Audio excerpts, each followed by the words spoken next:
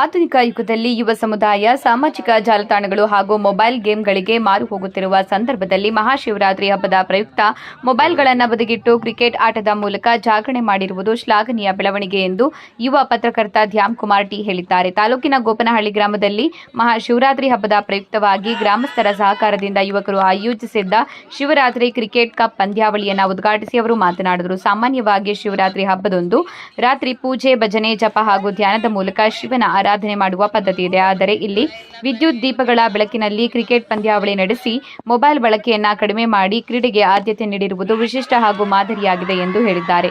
ಕ್ರೀಡೆ ಕೇವಲ ಮನರಂಜನೆಯಲ್ಲ, ಅದು ವ್ಯಕ್ತಿತ್ವ ನಿರ್ಮಾಣದ ಪ್ರಮುಖ ಸಾಧನೆಯಾಗಿದೆ. ಶಿಸ್ತು, ಸಹನೆ, ನಾಯಕತ್ವದ ಗುಣ ಹಾಗೂ ಆತ್ಮವಿಶ್ವಾಸವನ್ನ ಕ್ರೀಡೆ ಬೆಳೆಸುತ್ತದೆ. ಯುವಕರು ದುಶ್ಚಟಗಳಿಗೆ ಬಲಿಯಾಗದೆ ಕ್ರೀಡಾ ಚಟುವಟಿಕೆಯಲ್ಲಿ ತೊಡಗಿಕೊಂಡರೆ ಉತ್ತಮ ಜೀವನ ಶೈಲಿಯನ್ನು ರೂಢಿಸಿಕೊಳ್ಳಬಹುದು.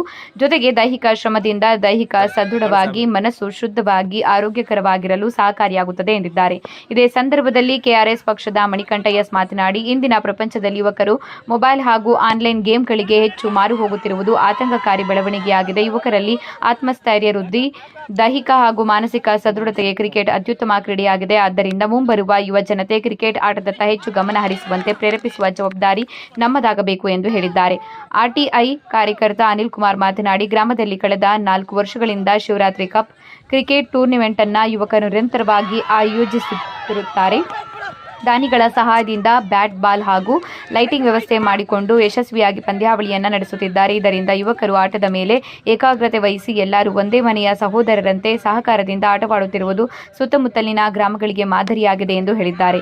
ಈ ವರ್ಷದ ಶಿವರಾತ್ರಿ ಕಪ್ನಲ್ಲಿ Bajrangi boys, classic boys, 11 star cricketers, Gopanahalli warriors ಹಾಗೂ ಫ್ಲವರ್ ಬಾಯ್ಸ್ ಸೇರಿ 5 ತಂಡಗಳು ಐಪಿಎಲ್ ಮಾದರಿಯಲ್ಲಿ ಪಂದ್ಯಗಳನ್ನು ಆಡಿದವು. ಫೈನಲ್ ಪಂದ್ಯದಲ್ಲಿ 11 ಸ್ಟಾರ್ ಕ್ರಿಕೆಟರ್ಸ್ ಮತ್ತು ಫ್ಲವರ್ ಬಾಯ್ಸ್ ತಂಡಗಳು ಪ್ರಶಸ್ತಿಗಾಗಿ ಪೈಪೋಟಿ ನಡೆಸಿದ್ವು. ರೋಚಕ ಅಂತಿಮ ಪಂದ್ಯದಲ್ಲಿ ಫ್ಲವರ್ಸ್ ಬಾಯ್ಸ್ ತಂಡ 5 ರನ್ಗಳ ಅಂತರದಲ್ಲಿ ಗೆಲುವು ಸಾಧಿಸಿ 4ನೇ ಬಾರಿ ಶಿವರಾತ್ರಿ ಕಪ್ ಚಾಂಪಿಯನ್ ಪಟ್ಟವನ್ನು ಮುಡಿಗೇರಿಸಿಕೊಂಡಿತು.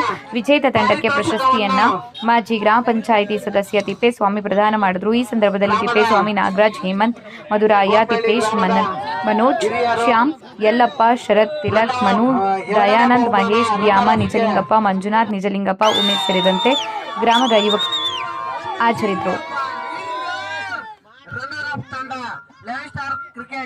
ಕ್ರಿಕೆಟ್ ಆಟಗಾರ ಎಲ್ಲರೂ ಬರ್ಬೇಕು. ದಯವಿಟ್ಟು 11 ಸ್ಟಾರ್ ತಂಡ ಸೋತಿರೋದಕ್ಕೆ ಏನು ಬೇಜಾರಿಲ್ದಂಗೆ ಬಂದು ಎಲ್ಲರೂ ಬಂದು ರನ್ನರ್ ಅಪ್ ಆಗಿದೆ.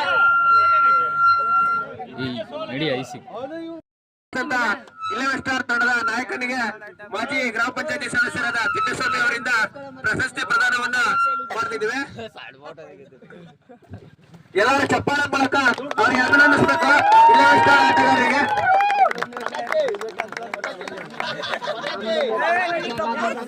ಅದೇ ರೀತಿ ಮೆಡಲ್ಗಳನ್ನು ಸಹ ಎಲ್ಲ ಇದ್ ಮಾಡ್ಬೇಕು.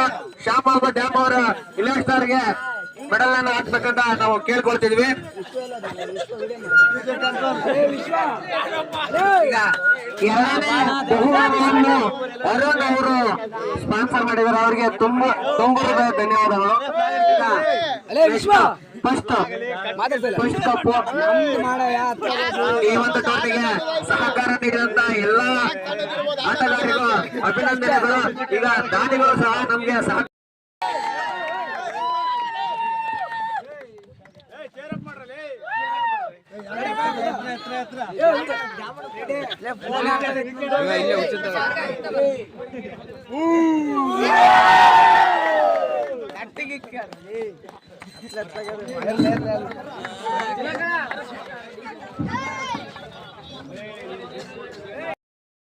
ಟೂರ್ನಿ ಆಯೋಜನೆ ಮಾಡ್ತೀವಿ ಅಂತ ಹೇಳಿ ನಮ್ಮ ವಿಷ್ಣು ಕೋಟಿ ಅವ್ರನ್ನ ಗೌರವದ ಮೂಲಕ ಸಂಪರ್ಕ ಮಾಡಿದಾಗ ಅವರು ಮೊದಲ ಬಹುಮಾನವನ್ನ ನಾವು ನೀಡ್ತೇವೆ ಎಂದು ಮೊದಲ ಬಹುಮಾನವನ್ನ ಕೊಡಿಸಿದ್ದಾರೆ.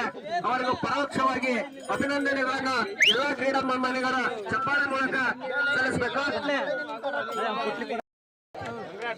ಕ್ರೀಡೆಯಲ್ಲಿ ಸೋಲು ಗೆಲುವು ಸಹಜ.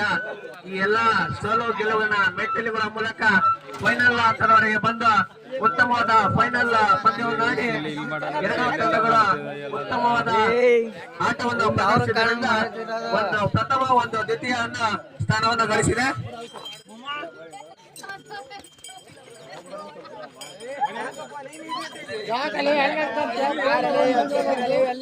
ಅದೇ ರೀತಿ ಫ್ಲವರ್ ಬಾಯ್ಸ್ ತಂಡದ ನಾಯಕ ಹಾಗೂ ಆಟಗಾರರು ಈ ಕಡೆ ಸೈಡಿಗೆ ಬಂದು ಎಲ್ಲ ಲೈನ್ ಅಲ್ಲಿ ನಿಂತ್ಕೊಂಡು ಮೊದಲ ಬಹುಮಾನವನ್ನ ಮಾಜಿ ಗ್ರಾಮ ಪಂಚಾಯತಿ ಸದಸ್ಯರಿಂದ ಪಡಿಬೇಕಂತ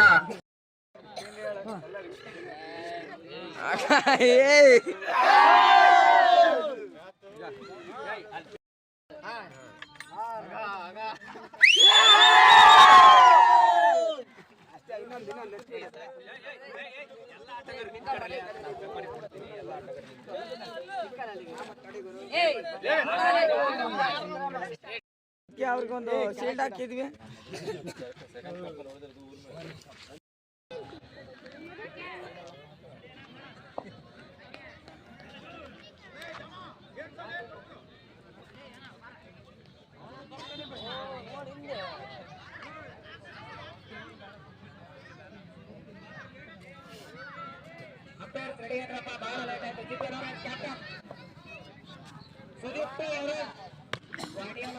ಉತ್ತಮವಾದ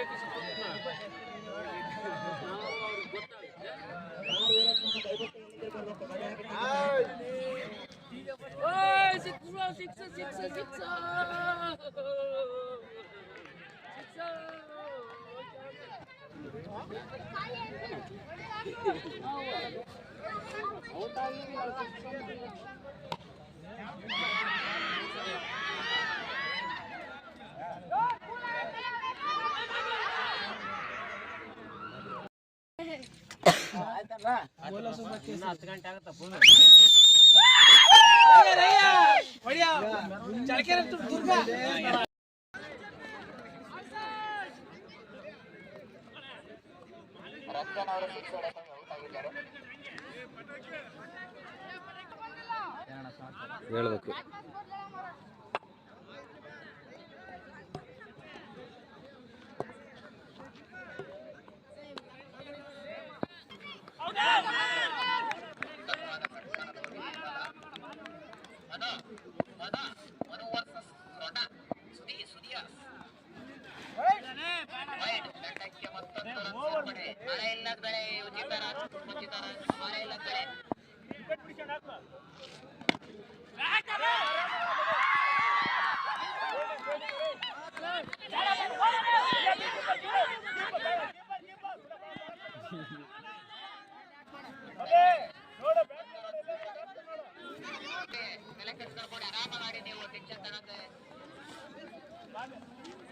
ಕಳಿಸಿ ಆಮೇಲೆ